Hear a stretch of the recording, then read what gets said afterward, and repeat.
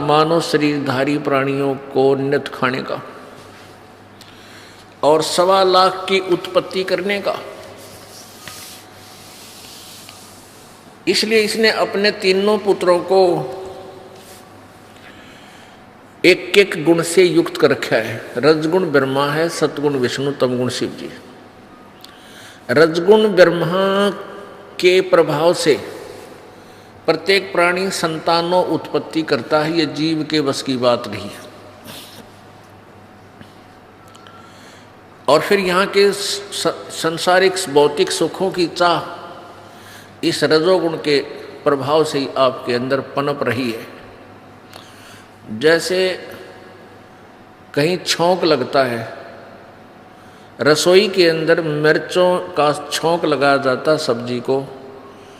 अब वो साकार वस्तु सब्जी तो विद्यमान है, मिर्च तो विद्यमान है रसोई में, और उनका जो वो गुण है वो जाकर के दूसरे कक्षों में, दूसरे कमरों में, मकान के दूसरे कमरों में जाकर के अन्य प्राणियों को भी प्रभावित कर रहा है और उनको भी छींकें आनी प्रारंभ हो जाती हैं। तो उन छींकों को रोकना प्राणी के बस की बात नहीं, आएंगी ही आएंगी।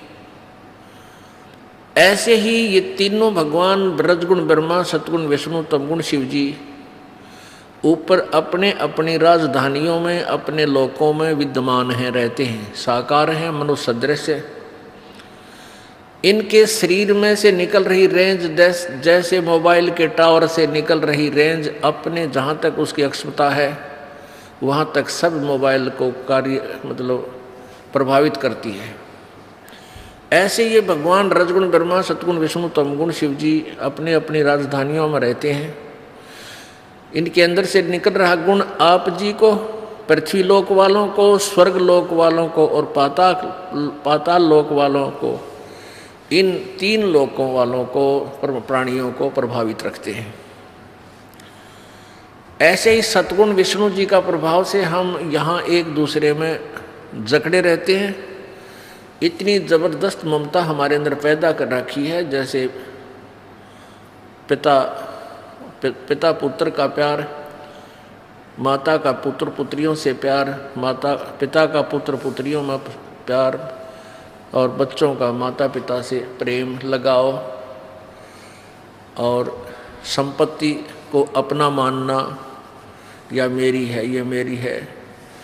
तो ये सब क्रिया जीव के अंदर सतोगुण भगवान विष्णु जी के कारण है, जिस कारण से हम इस काल के गंदे लोक में 100 कष्ट उठाकर भी यहाँ रहते हैं, रहना चाहते हैं, और एक दूसरे में हमारी ममता बनी रहती है।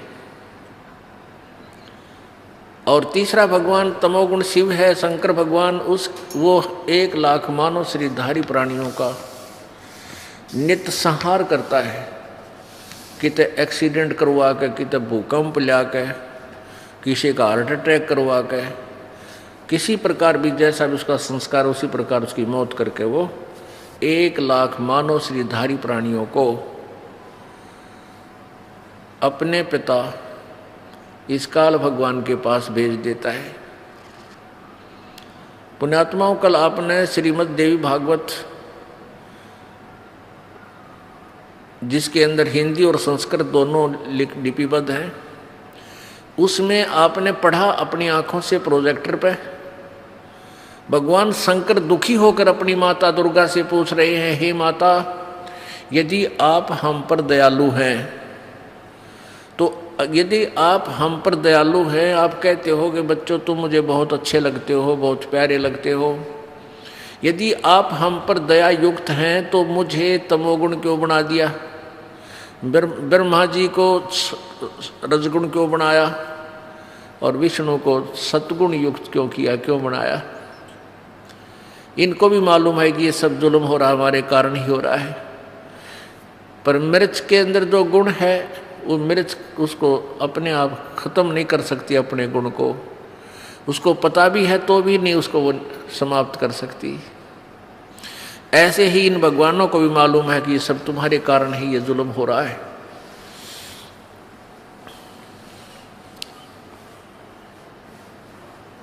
अब इनको ये नहीं मालूम कि ये प्राणी जाते कहाँ हैं और क्या होता है इनके साथ, लेकिन यहाँ पर कोई जीव सुखी नहीं है। प्रत्येक प्राणी महसूस करता है कि ये केस आ गया भाई।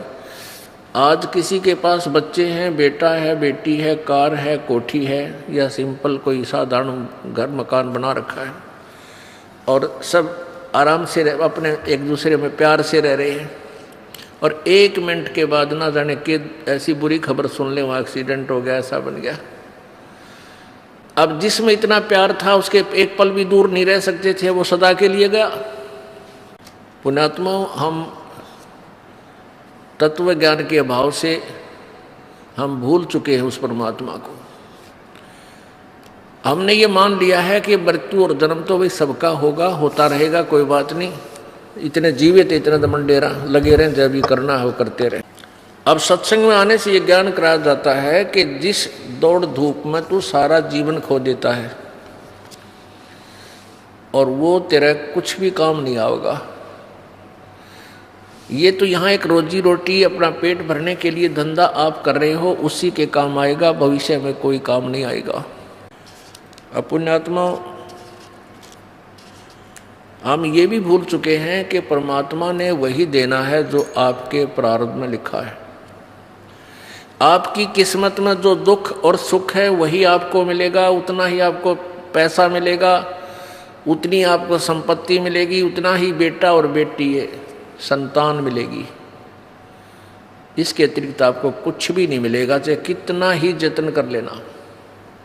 यदि आप किसी जंतर मंतर या किसी अन्य 2 नंबर के धंधे से धन कमाना चाहोगे, या कोई जंतर मंतर करके, कोई अटबट करके, कुछ क्रिया से यदि तुम कोशिश करोगे कोई संतान की, वो संतान आपकी दुश्मन बन जाएगी। कई कारण होते हैं, जैसे अब यहाँ प्रसंग एक और आपके मन में शंका उत्पन्न होगी कि भी जब भगवान परमात्मा वही देता है जो उसकी किस्मत में है, दुख और सुख, तो दुखी प्राणी अब सुखी कैसे होंगे। अब यहाँ यही पहलू समझाया जाता है, जैसे कल के सत्संग में आपको 3 परमात्मा बताए गए थे, एक सर्वब्रह्म, एक अक्षर ब्रह्म, एक परम अक्षर ब्रह्म। ये सर्वब्रह्म जो है, शर ब्रह्म, शर पुरुष, पुरुष कहो, ब्रह्म कहो, परमात्मा कहो, साहेब कहो, ये सर्वब्रह्म जो है ये काल है, ज्योति निरंजन है, ये 21 ब्रह्मांड का स्वामी है।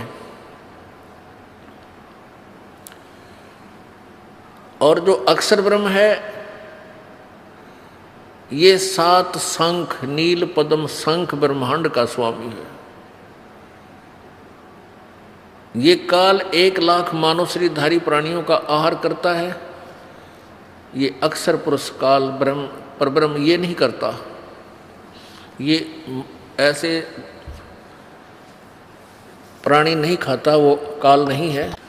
लेकिन प्राण ने तो ब्रह्म के अंतर्गत जितने प्राणी हैं, क्षर पुरुष के अंतर्गत जितने प्राणी हैं वो पूर्ण मोक्ष प्राप्त कर सकते, और न ही अक्षर पुरुष के अंतर्गत जितने प्राणी हैं वो भी पूर्ण मोक्ष प्राप्त नहीं कर सकते। उनकी जन्म और मृत्यु सदा के लिए समाप्त नहीं हो सकती। और ये उसके बाद ब्रह्म के पुत्र हैं ब्रह्मा विष्णु महेश, ये भी आपको जैसा आपका संस्कार है वही दे सकते हैं, इसमें परिवर्तन नहीं कर सकते। चाहे आपके भाग्य में सुख है तो सुख भी आपको दिलाएंगे, ये दुख है वो भी दुख भी आपको प्राप्त करवाएंगे, चाहे किसी तरह करवाना पड़े। और परब्रह्म के लोक में भी यही व्यवस्था है कि वो परब्रह्म जो उनकी किस्मत में है उसी को देता है, उसमें कोई परिवर्तन नहीं कर सकता। अब तीसरे नंबर के जो पूर्ण परमात्मा हैं, परम अक्षर ब्रह्म, उसके पास ये पावर है कि वो आपके प्रारब्ध में लिखे हुए पाप दंड को, पाप कर्मों को समाप्त कर सकता है, नाश कर सकता है, कर देता है। करता किसके है? जो पूर्ण संत से उपदेशी होता है, आजीवन मर्यादा में रहता है और विकार रहित रहता है, सब मर्यादाओं का पालन करता है, तो पूर्ण परमात्मा आपके भाग्य में जो दुख है, जो आपके प्रारब्ध में, आपकी किस्मत में, आप पाप के कारण जो आपको दंड मिलना है, उसको परमात्मा कैंसिल कर देंगे, समाप्त कर देंगे। और आपके भाग्य में